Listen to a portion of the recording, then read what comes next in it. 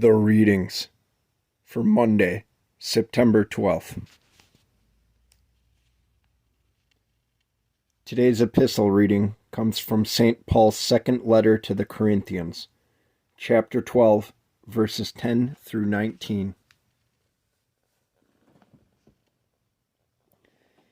Therefore, I take pleasure in infirmities, in reproaches, in needs, in persecutions, in distresses, for Christ's sake.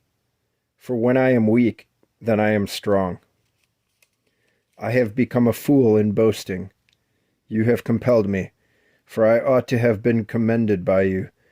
For in nothing was I behind the most eminent apostles, though I am nothing. Truly the signs of an apostle were accomplished among you with all perseverance, in signs and wonders and mighty deeds. For what is it in which you were inferior to the other churches, except that I myself was not burdensome to you? Forgive me this wrong. Now for the third time I am ready to come to you, and I will not be burdensome to you. For I do not seek yours, but you. For the children ought not to lay up the parents, but the parents for the children. And I will very gladly spend and be spent for your souls. Though the more abundantly I love you, the less I am loved. But be that as it may, I did not burden you. Nevertheless, being crafty, I caught you by cunning. Did I take advantage of you by any of those whom I sent to you? I urged Titus and sent our brother with him. Did Titus take advantage of you? Did we not walk in the same spirit? Did we not walk in the same steps? Again, do you think that we excuse ourselves to you? We speak before God and Christ, but we do all things, beloved, for your edification. Okay, we've got some footnotes from the Orthodox Study Bible. We've got a footnote for verses 7 through 10, so a little bit before where we started. Feel free to backtrack at your own leisure for context.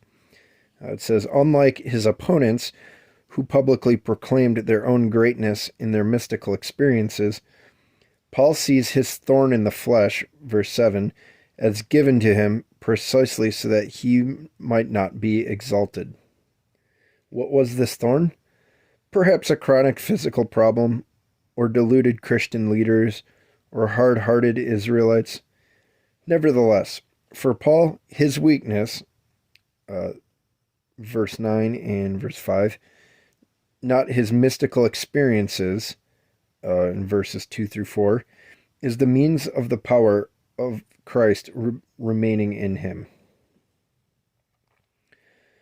For verses 11 through 13, by signs of an apostle, of verse 12, and there's a cross-reference here to Romans chapter 15, verse 19, 1 Corinthians chapter 2, verse 4, chapter 4, verse 20, chapter 12, verses 28 and 29, and Hebrews chapter 2, verse 4. A lot of cross-references there. So, signs of an apostle in verse 12 here. Paul seems to be referring to miracles that lead men to God and the church. For with these signs and wonders, in verse 12, the Corinthians are greatly impressed. For verse 15, this is the experience through history of the godly shepherd.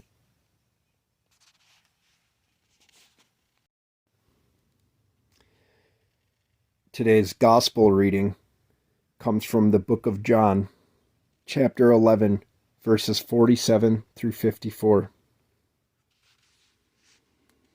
Then the chief priests and the Pharisees gathered a council and said, "What shall we do?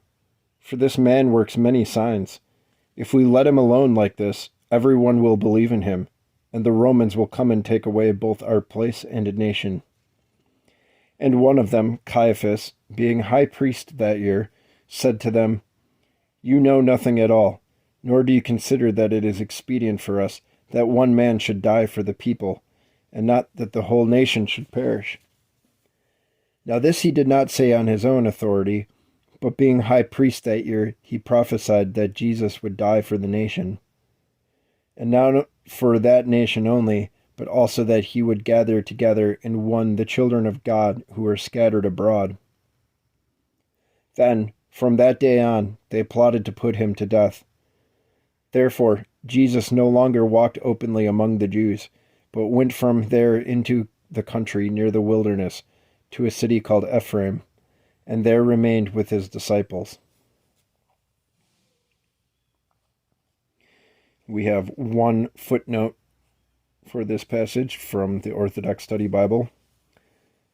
For verses 49 through 52, Caiaphas, being high priest, is given the authority to speak prophetically.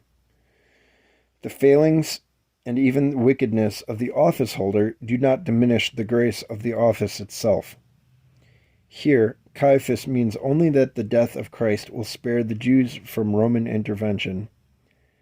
God's meaning, however, is that all people will be saved through the death of the Son.